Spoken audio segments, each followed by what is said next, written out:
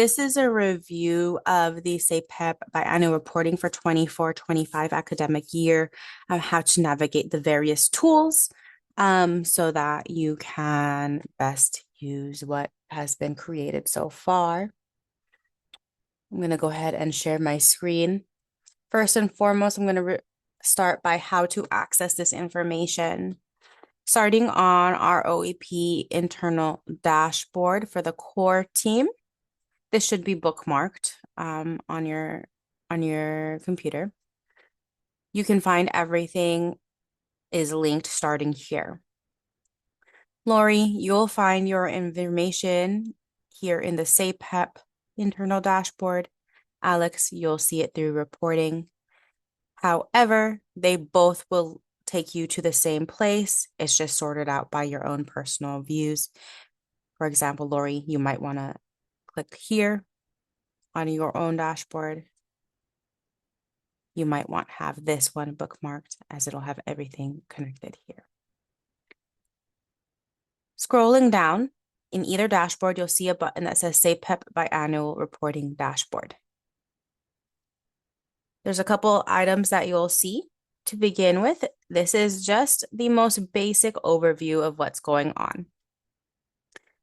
First, you'll notice the percentages. This is the percentage of submissions that we have received thus far. Overall, it's showing 40. It also reminds and pulls up to front the due dates of each of those reporting periods. Now, we of course want more detailed information. You can either use the bar or the link inside the text. I'm going to go ahead and select on the bar. Now, that bar, whether you access it from the SAPEP dashboard or the reporting dashboard, will bring you to the SAPEP biannual specific reporting internal dashboard.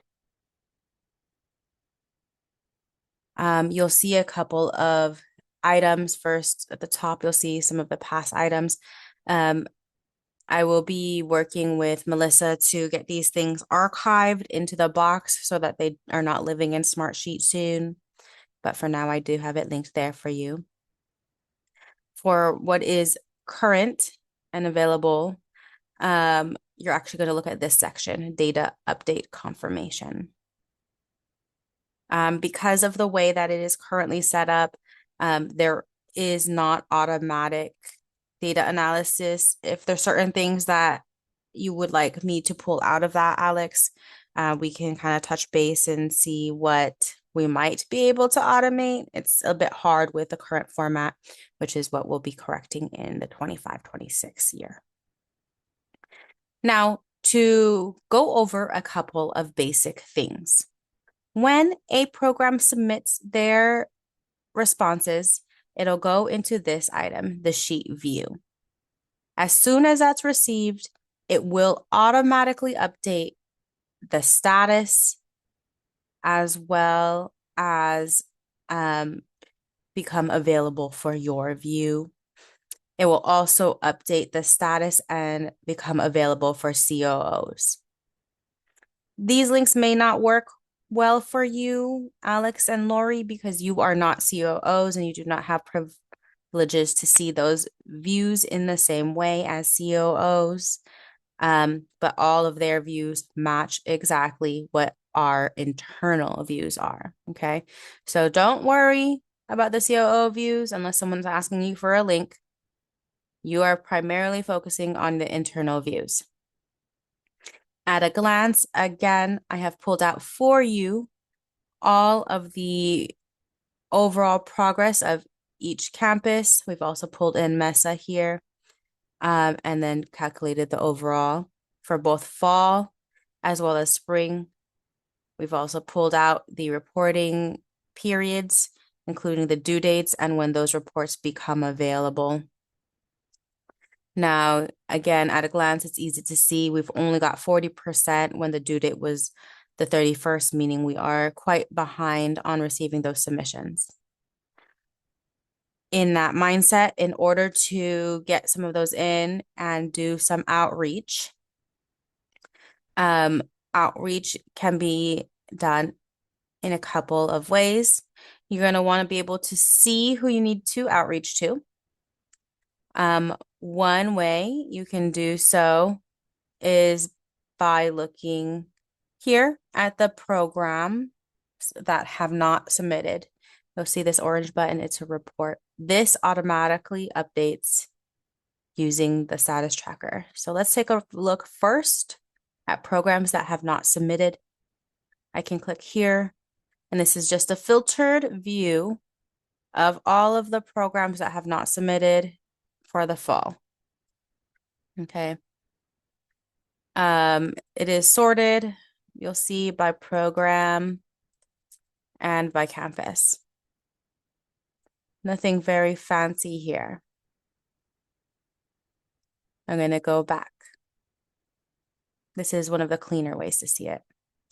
Now I'm returning back to the SAPEP Biannual Reporting internal dashboard, returning to our internal views.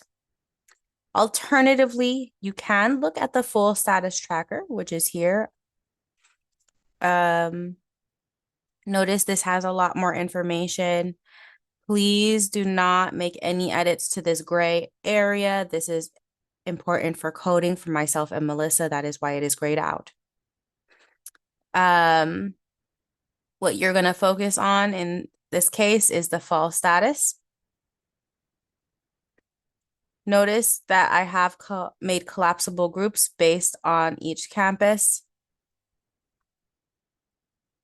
So you can see them as an overview, or you can open it up.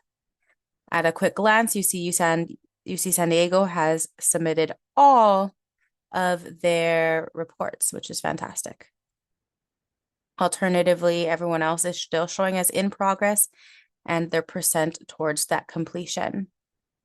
If you are curious about UC Berkeley and you want to see what's going on, I have an automation that'll gray out once they have submitted versus those who have not submitted. It says available, not started. Again, these statuses will automatically update as soon as the program makes a submission. It might take 1 minute or so, but it's pretty automatic that these things will update. Do not try to update the statuses here, as that will not work. Okay. If you get confused, at the top here column is information, and it explains to you what's happening in this specific column. Now, you may not want to see it as a campus view. You may be more curious to see it in a program view. So we can go to the filter. Right now, filter is off, and I can set it, if we're curious, to looking at, let's look at EAOP. If I select EAOP, I see EAOP has completed their submissions across all campuses, which is fantastic. Alternatively, if I select, let's do transfer prep. Transfer prep has some completed and some not yet completed. Again, if you're not sure who's who, the first column tells you both the campus name and the program. So I see here that UC Riverside transfer prep has not started or not submitted their report. Notice the filter changes to whatever filter name you look at last. You'll come to the same area, use the same drop down. An alternative filter you might want to use is not submitted fall or spring. I'm going to click on not submitted fall. And notice this is pretty much the same view that I showed earlier, showing, again, only campuses and programs that have not provided their submission. Okay.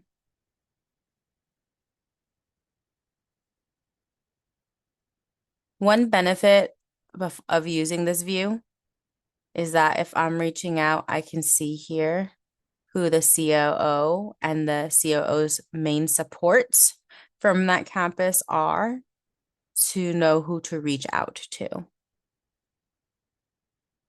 I'm going to go back. So once again, returning to the internal biannual reporting dashboard, there's two more ways you can actually access the submissions.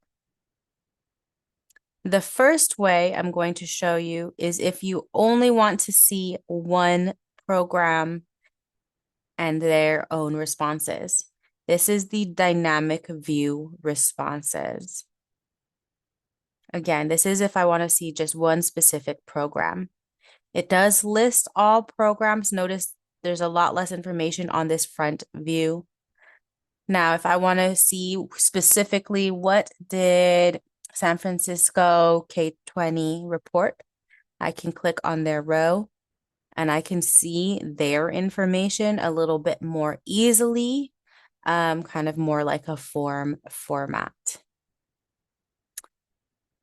I did create some filters here by campus to help navigate some of these different submissions as well.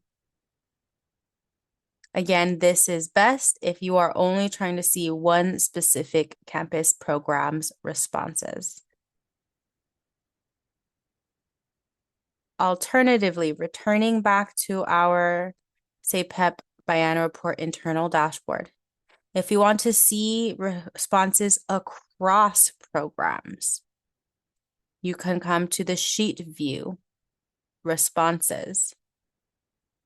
This is all of the responses we've received so far. This is where they automatically load into. I did freeze the first column of who that campus and that program is, and it's also designating that reporting period. Again, this is for looking across programs. It is a bit more clunky to navigate, but it is available. Again, you'll notice there are columns that are grayed out. This is for my coding. Please do not touch these columns that are gray.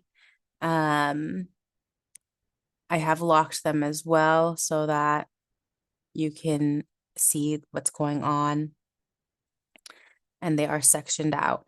You will notice there's a couple items that are sectioned out, just to make it hopefully a little bit more easy to navigate some of these items.